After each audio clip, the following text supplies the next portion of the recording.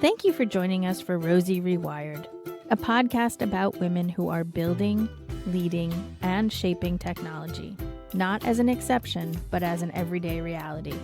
Here we drop the rose-colored myths and keep our rosy-colored truth, the lived experience, the nuance, the honesty. These are grounded conversations. We talk about what actually works, what does not, and what needs to be built next, thoughtfully, candidly, and without hype. Rosie Rewired exists because we cannot model what we do not see. Thus, we need our daughters to see this happening. Let's see who influenced us today. Joining us today is Janice Marquardt, founder of Passwall Solutions and author of Transform Procurement, The Value of E-Auctions. She's here to share her journey in modernizing procurement and to offer practical insights on building e-auction programs that work for both buyers and suppliers. Janice, thanks so much for joining us today. Thanks so much for having me on. I appreciate it. Of course. Sue, why don't we just jump right in? How did you get first started in procurement and what motivated you to launch Passwall Solutions? Yeah, so like most procurement practitioners, I stumbled into it. There's very few people that actually major in supply chain, and it's actually a fairly recent major. And so I stumbled into it. I was an engineer. I actually have a master's in mechanical engineering, and that was what I was thinking I would do with my life. And then I needed a graceful way out of a difficult situation with a supervisor, and a procurement manager took a chance on me. And I'd always been interested in the softer side of things you can do with an engineering degree. And so I discovered that I was only an okay design engineer, which I really was only okay at it, but I was good at procurement. I've been there ever since. That was a little over 15 years ago, and I love procurement. It's a really great place to be. So I was in procurement for years after being a design engineer, and I left corporate and had a lot of people asking me, are you going to do work on your own? Are you going to help companies on your own? Are you going to be a consultant? And I said, I have no idea how to be a consultant. I've been in corporate all my life. I've always had a large company above and around me, and it just kept coming up with people, and they say, yeah, but you would be so good at helping people and you have this niche knowledge. And so I did sign up for some help, some coaching from people who knew how to do it and how to talk about what we do and how I talk about how I help people.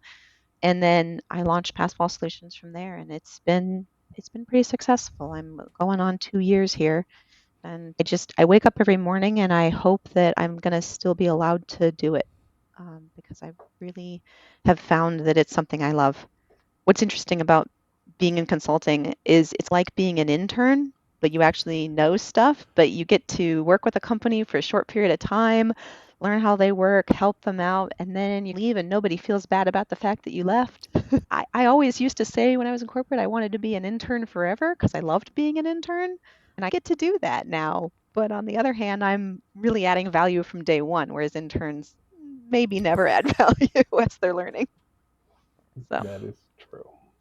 And I think you're like the vast majority of people where you think you're going to do something in your career and then you wind up doing something else. So I think that's so many people that we know that have that happen. But so it's very interesting. You wrote this book. What inspired you to write the book on e-auctions, and how did that whole project take shape? Yeah, and I'll briefly mention an e-auction for those who don't know, because not everybody does know what an e-auction is. It's also called a reverse auction, and it's basically where suppliers compete amongst each other for the best value for the buyer. For example, supplier A says, I'll sell you that widget for $5, and supplier B says, I'll sell you that widget for $4.90. And that's a very simplified version. They were a big tool in the early 2000s. A lot of procurement practitioners used it, but there's about 1,000 ways to do them wrong and 1,000 mistakes to make. And everybody made those mistakes and abandoned them in about 2010 timeframe. Now, I am a believer that there's value here and that they're a good negotiation tool, but you have to be a little careful with them and how you use them.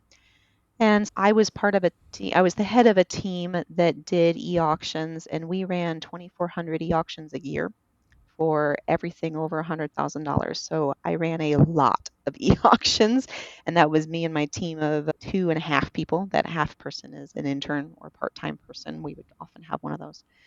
When in 2019, after I'd been doing it for a couple of years, I had a team member say to me, "You should write a book on this. There's not another book out here like this. You've learned a lot of lessons." And at the time, there was not. There is now. There's a European author who wrote. His name is Jacob Gorm Larson, and he wrote another book on e-auctions, but it's more of a practitioner's guide. And mine is much more about what makes a good e-auction program, kind of some of the basics, but also the change management piece of things. So one of the titles I thought about for the book was the human side of e-auctions, because it's about how do you get the humans who are working with this to go along, to understand, to build buy-in, to really get what's next and what's important about an e-auction program so that you don't end up in a race to the bottom, a lack of quality, all of the problems that e-auctions had and have had and can still have. When I first thought about writing the book, I told that team member, I don't know if I have enough content to write a book. And in very true to her fashion, she sent me an outline. She said, "Here's your chapters," and which I think is very funny. So I started working on it, but then I was very tied up in corporate life for the next 3 or 4 years. So I didn't pick the book back up again until late 2023. And it just came out on May 20th of 2025. So that's how long it took me to write it, get it published, work with a publisher, get it edited, all of that. And I wasn't in a hurry when I did it, so it took me somewhere around 18 months of actual work and writing. Yeah. Fascinating stuff. So you talk about how you've helped clients through things like this. What are some of the common misconceptions your clients have about e-auctions and digital procurement? Yeah, so there's actually a lot of e-auction myths, and there's a lot of misconceptions about them. One of the biggest is that e-auctions are always a race to the bottom. And while e-auctions do get you to market price, and they do tend to lower costs for procurement teams, there's a lot of benefits to them as well beyond that. And people don't even realize they're happening. Benefits to suppliers include 3 major areas. The first is clarity of scope. So if a technical team knows that a certain bid that they're sending out is going to go to e-auction, they almost always are more motivated to write a better scope of work.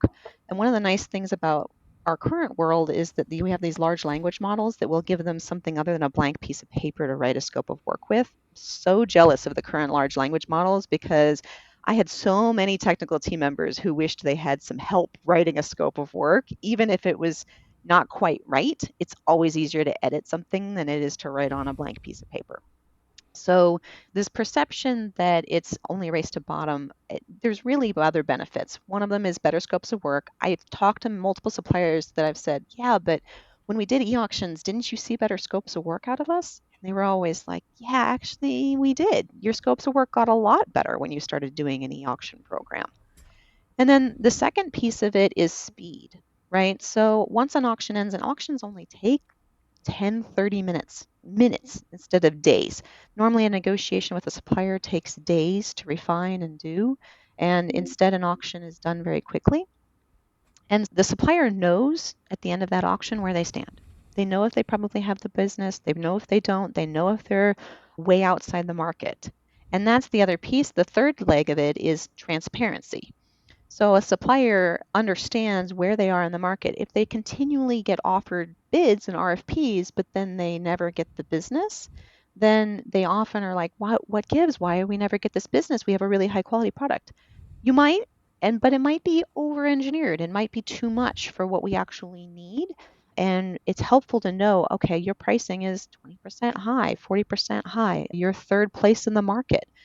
And so usually auctions don't disclose who else is in the business, what other bids are, so it doesn't disclose your own price or violate confidentiality. It just tells suppliers, where am I in the market, what is my bid, and then what is my bid rank is the typical auction setup. And there's a bunch of different setups and there's a bunch of decisions to make. I won't go into all of those, but that's a lot of what I can do is help have the conversations with suppliers, have the conversations with internal stakeholders too, because they often don't understand either, and battle those misconceptions that come from e-auctions. And other than that, it's really common for people to think that you can only e-auction materials. And so you really can e-auction services, you can e-auction all sorts of capital projects, you can e-auction almost anything you can get to a bottom line number for. And then the last major misconception I fight is that they make supplier relationships worse. And I will say I've actually seen them make supplier relationships better when a company is transparent with their suppliers, helps them understand why they're doing it, helps them understand that we're not trying to reduce or get rid of the profit from a supplier. We're just trying to get to a market price, and we're trying to help them be more competitive in the market and be more fair with the conversations about value and what truly adds value to a customer. Excellent. So you come in as a consultant, you work with a company, you introduce these new tools, procurement tools, processes, and so on. How do you guide the customer through that change management process? Yeah, so I really focus a lot on having the right conversations. Like I said, how you talk about e-auctions is really important and can really sink or make an e-auction program fly. And then I focus a lot on buy-in. And the order of buy-in is often incorrect at these companies. People don't realize the order of buy-in is so important. So the first person you need to buy in is you need the executive team bought in. They need to understand because one of them is going to get a phone call from a golf buddy, a cousin, a pickleball partner, a longtime friend who is also a supplier to the company. And they need to understand when that phone call comes in, how are you going to respond to it? Because otherwise they get caught a little flat footed. They're always surprised when that phone call comes in, but I see it just about every time. And it's okay, however, the company decides to respond. But doing some coaching on those sorts of things, having been through it, having made every mistake, I can coach clients on here's the costs and the benefits to these certain settings, these methods of e-auctions, right? There's several different kinds of e-auctions, Dutch auctions, English auctions, Japanese auctions, like there's all these different kinds. And so a lot of what I do is helping clients understand what should we be using? What choices are we making? What's the impact of those choices? And what are we not thinking about that we just don't know that we don't know? What are we about to stumble into as a pothole in e-auctions? Because there's just a bunch of them. And how can we work our way around the pothole or fill it in before we have to cross it? And then the buy-in order after the executives is you have to get the procurement team on board. And you have to get them on board before you get the technical team or the suppliers on board. And a lot of people jump straight to the technical team or they jump straight to the suppliers. The answer is your procurement team is the ones having the conversations with those stakeholders every day. And so they have to be the ones who understand why are we doing this? What are the benefits to suppliers? How do we talk about e-auctions? How do we talk about them internally with our stakeholders? How do we talk about them with our suppliers so that everybody understands that it's about value and not all cost? It does not have to be a race to the bottom. It shouldn't be a race to the bottom. We have to keep talking about value and transparency, and we have to stay transparent, and we have to be partners with our stakeholders of all kinds moving forward. It's fascinating in that so much of it depends on just that almost kind of the order in which things have to happen, that if it's done, it goes beautifully. And if it doesn't, it can become a problem and live up to all of those bad misconceptions that have been around for years. But if you do it correctly, it can be outstanding. Yeah, the other piece. Yeah, go ahead. I was going to say the other piece of that is that you can also do it much more quickly. So when I built an e-auction program the first time, it took me 2 years, and I made every mistake there was. One of my current clients, we have a full e-auction program up and running in the first 12 weeks. They had $2 million in value. They'd run almost 60 auctions, and they were up and going. And that was about $58 million worth of spent. So you can be up and running and adding value just incredibly quickly if you have a nice roadmap and can answer those questions and can get it moving well. It's something we see across a lot of different areas of consulting, especially in technology, is aligning the business with the technology is critical and can help make sure everything moves forward appropriately. And you're talking about doing that exact same thing with this. It's getting your executive buy-in, getting your leadership, getting your procurement teams all on the same page is critical to the success of it. Outstanding. What do you see as the future of e-auctions? I think they're having a bit of a resurgence, right? The group of people who were running e-auctions in the early 2000s are moving on with their careers at this point, or are maybe even no longer in procurement. And so there's a new generation that's willing to give it a try and willing to learn from what went well and what didn't go well when they were first a really big thing. Um, so I'm seeing a little bit of a resurgence. I think it's a cautious resurgence. I don't think it's a bubble. I think the first time around it was an exuberant bubble of the auctions are the newest, greatest thing. And I don't know that they really are the newest, greatest thing, but I will say that I think they're a great tool in the toolbox, and I think we're missing them. And I think we as procurement professionals have lost that negotiation factor, except for our very most um, strategic procurements, most strategic suppliers. We're still negotiating those, but these everyday pieces, the $50,000 to $200,000 purchases, we don't tend to negotiate them, and we leave money on the table and leave value on the table when we do, and we skip the negotiation piece. And e-auctions can bring that back in, and people are realizing that. AI also can really help. Like I said, writing scopes of work, doing analytics on what's the best practices, and digital sourcing tools just keep getting more and more sophisticated, keep getting AI added in. Like it's really cool to see the evolution of e-auction tools for those tools that are really investing in their tool. So, Janice, do you work with municipalities, and how do you use the auctions? So municipalities have used e-auctions before. There is some turmoil in the reverse auction world with municipalities and government-owned entities because there's been some lobbying by some suppliers that it's terrible. And frankly, it's because it was done wrong and it became a race to the bottom. And if you're not careful, you don't consider quality or safety or all of those pieces. It can be dangerous. And there's been some recent things that have changed how municipalities use them, but they certainly can. They certainly do. And there is some opportunity there because there's a lot of value in e-auctions when done, of course. They can be a dangerous tool. I actually am working on an article. I publish an article weekly, both on LinkedIn and on my own website, passwallsolutions.com, that is on a variety of topics, often e-auctions, but sometimes supply chain, sometimes just being a professional. And one of the articles I'm working on for coming out here soon is e-auctions are a chainsaw.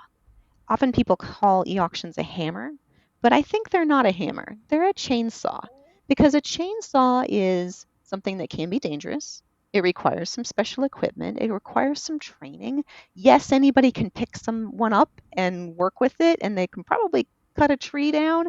Are they going to hurt themselves without the right training and the right approach? Probably.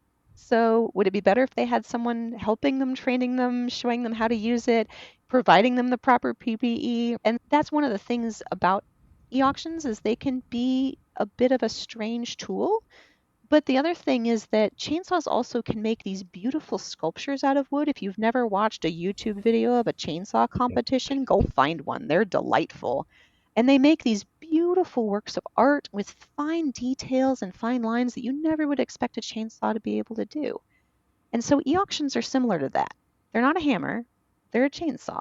And so you need to respect them, and they can inspire fear, and they can be done wrong.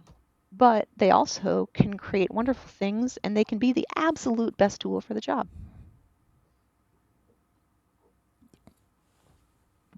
Mic drop. Yeah. That was an outstanding answer. So now I guess we'll skip right along to the more than mere genius questions, which we love to ask just to get to know more about Janice the person. Outside of work, what's an activity that you're passionate about? I love to quilt. So I've been quilting since 2003 when I was in college, actually. And I make several quilts a year. And I love the fabric. I love the colors. I love the creative outlet it provides. But it's not like clothing for sewing. I don't have to fit a shape. It doesn't have to move. It can be nice and flat. So, I make fairly elaborate quilts, and I very much enjoy that. Excellent. Name one book or podcast that has inspired you. So the very first podcast that I ever really listened to was Dare to Lead by Brené Brown, right? Which is she's no longer making new episodes of that, I don't think. And I love Brené Brown. I think her work is just fantastic. She's well known for a reason. Her work on vulnerability is amazing. And at the time I started listening to it, I was certainly deep in corporate life and found her words and her approach to things to really change my life. There were several podcasts and guests she had on that literally changed my life. The Naguski sisters that did Burnout and the uh, seven stress reliefs.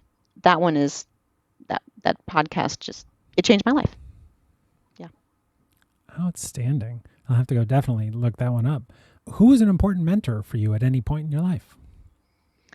I had a supervisor who took a chance on me when I was a procurement manager, and I'd only been a procurement manager for a few months, and basically plucked me out and put me in charge of the e-auction program, actually. We had only done a few auctions at that point. I had done a lot of them for my company, but we were starting a real program, and they were hiring a director, and I didn't think I was qualified to be a director at that point in my career. And he definitely did. And I then worked for him for the next 5 years directly. I'm still very much in touch with him, and I actually dedicated my book to him. He's the best mentor and leader I've ever known, and I'm eternally grateful for all of the mentorship he continues to provide me even to this day. So it's great. He's amazing. Which talent that you do not have would you most like to have? Any kind of athleticism. I am the least athletic person ever. You give me a ball and I will miss whatever target I'm supposed to kick or throw it at. I'm quite terrible at anything athletic. It'd be nice to have some ability to do the athletics thing. It's not who I am. That is understandable, and that's okay. If you could live anywhere in the world, where would it be? Probably somewhere on the Iberian Peninsula. So somewhere in Portugal, Spain, especially central Spain. I don't know. My Spanish is not great. It's okay. It's conversational. I can get by. But every time I visit that part of the world, I just love that part of the world. I love the people. I love the culture. I love all the old cathedrals. Boy, do I love a good cathedral. Oh, adore cathedrals. They're just beautiful parts of the world. And I live in Iowa, and there certainly are no cathedrals in Iowa, but there's also terrible weather here. The Iberian Peninsula has much better weather than I have here. Yes. Yeah, Iowa not known for the cathedrals, but you never know. Or the weather. Yeah. Up and coming. I'm telling you, it's coming. So, what profession other than yours would you like to try? I've had to think about this one a lot, and I don't have a great answer for it. I've always thought it would be cool to be a food critic, though. I think food critic would be a great job, right? You get to go try new things. I don't have any allergies, and I like to try all kinds of different food. And so I just think that would be very fun. I haven't the first idea how to break into that world, so I'll have to figure that out. But I'd like to be a food critic. Fascinating. Who is your favorite superhero? I'm a fan of Elastigirl from The Incredibles, and for a few reasons, right? Like, she's a working mom, and she holds her family together, and she cares deeply about the people around her, but she's still ridiculously competent, and I love that. I love that she's kind of all of it, and she still struggles, and she's human, and she's just very relatable. I like Helen Parr, right, and Elastigirl. Very nice. What is your favorite sound? I think my son playing the piano. Even when he's struggling with it, when he's working on a new piece. He's 12, and he's a very good piano player, and I love listening to him play it. And sometimes when I'm really lucky, it's one of the first things he does in the morning, so I'm still laying in bed, and he's practicing piano for the day because he's supposed to do so before he can really do anything else. And so I get to lie in bed and listen to him playing our piano, and it drifts in through my doorway, and it's divine. That is wonderful. Similar question. What is your favorite song when you're stressed or you need a lift? I'm a Disney girl at heart, obviously with Elastigirl, right? That's at least Disney adjacent. I'm a fan of Into the Unknown from Frozen 2. So I feel like I've been doing a lot of going into the unknown over the past few years of my life. And so I find it comforting, and it's a very uplifting song, and I can't sing very well to it, but I enjoy trying. And Bart. Paul and I can relate. On both fronts. We can't sing and we're going into the unknown. That's right. Always.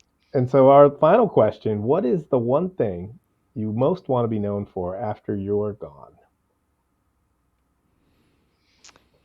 Professionally, I would say building supply chain value in the professional world is what I would say there. Personally, I've always wanted to make the world more beautiful, right? Make the world a better place, make it more beautiful. I live on a farm and I quilt, and all of those things I think are part of continuing to make the world better and make the world more beautiful and to make it a better place. That's a great way to end it. It's been such a great conversation, and it's so clear that you know the e-auction strategies exceptionally well and can really help deliver a lot of value to organizations. We'll create in the show notes all the different ways people can reach out to you. So thank you so much for joining us today. Thanks so much for having me. I've really enjoyed the conversation. Thank you. Thank you for spending this time with Rosie Rewired.